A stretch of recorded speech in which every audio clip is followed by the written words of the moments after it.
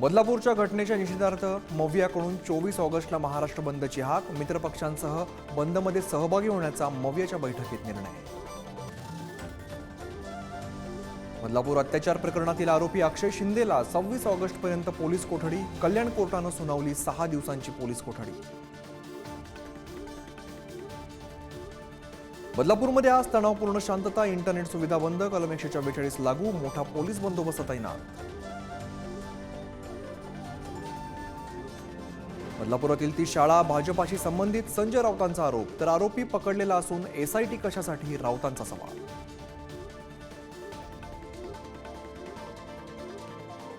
बदलापूर नंतर नागपाड्यामध्ये 8 वर्षीय मुलीवरती अत्याचार केल्याची घटना. कानातलं दाखवण्याच्या नावाखाली मुलीवरती अत्याचार. आरोपीवरती गुन्हा दाखल करून अटक.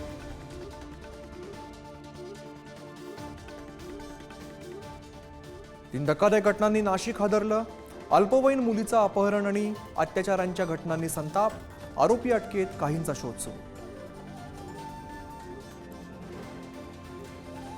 अश्लील व्हिडिओ दाखवत शिक्षकाने केला विद्यार्थिनींचा लैंगिक छळ. अकोल्यातील काजीखेड जिल्हा परिषद शाळेतील प्रकार.